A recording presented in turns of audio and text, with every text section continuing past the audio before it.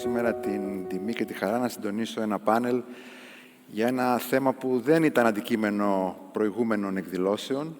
Και εγώ το λόγο θέλω και να συγχαρώ και τους οργανωτές και για την πρόσκληση, και να αφήσω και την πρόσκληση και να τους συγχαρώ για την δυνατότητα που δίνουν να εξεταστεί μια ενότητα που σιγά σιγά φαίνεται τα τελευταία χρόνια να αναπτύσσεται ραγδαία.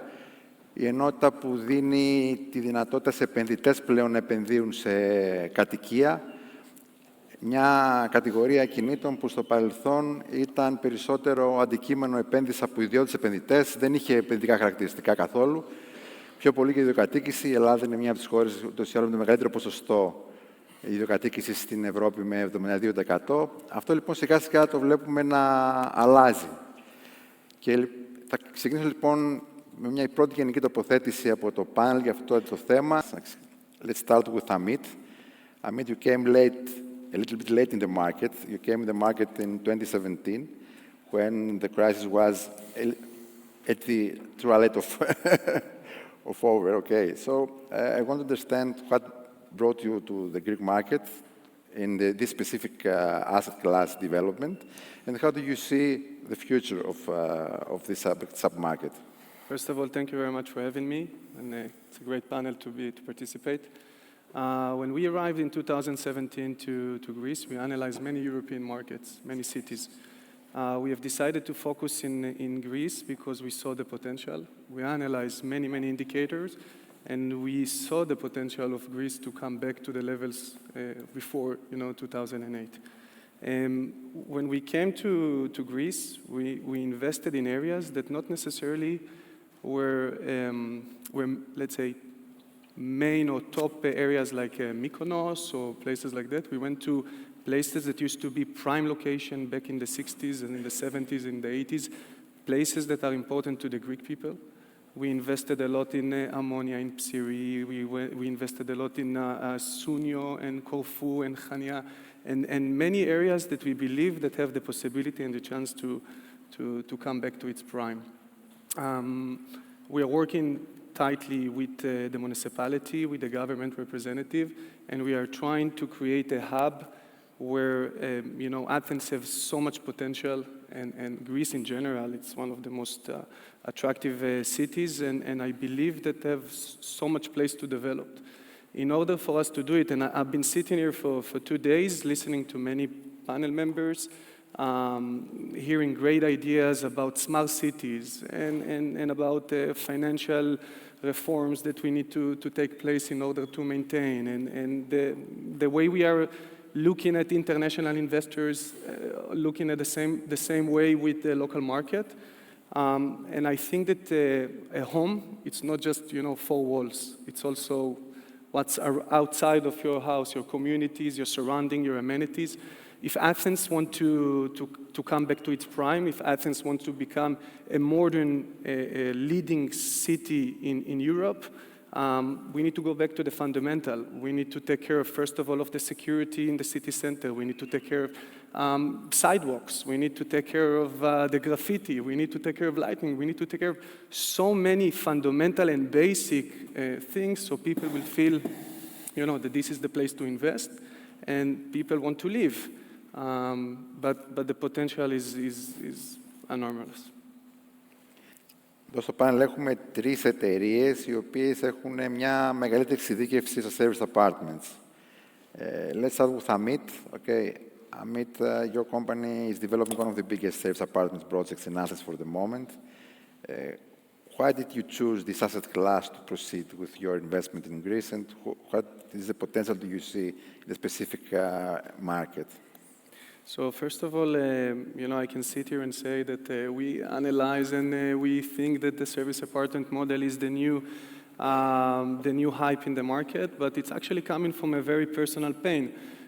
When I moved here with my family 2.5 years ago, officially, we used to live in a tower with some amenities, gym, spa, Pilates room, yoga, kindergartens, many basic amenities that were inside our building. And when we moved here and we were looking to stay on the same, let's say the same level or the same standards, we couldn't find even one in the center. And we have constructed more than 14 hotels in the past 3.5 years in Greece.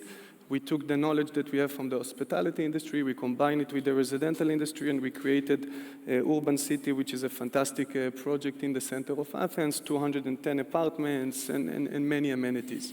What's encouraged me more about this project is when we start, let's say, marketing the project. Almost a year ago, it was almost 85% investors coming from international countries. Today, I'm proudly and very happy to say that it's almost 50-50. So to see the local and the Greek market responding and understanding the essence, mainly after COVID, people understood they want to have business lounges, they want to have access to communities, to meet, to interact with people.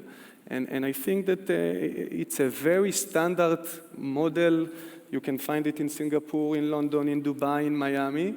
And finally now you can find it in Greece, in Athens, and I hope that many more developers and many more companies will follow the trends. In terms of yield, obviously these projects can provide you a higher return, and you can have it for self-use, you can have long rental, you can have short rental, you can enjoy it all. Amit, as the last developer of the panel, if you want to add something to the PPI initiatives, public-private initiatives in the housing sector.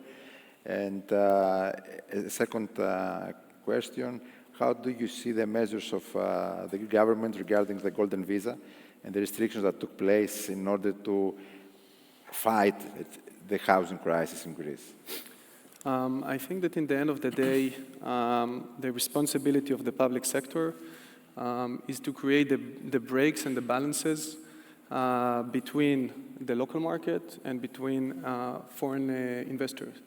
I think that Greece enjoyed for many, many years huge investment amounts that came to Greece because of the low rate of the golden visa, for example.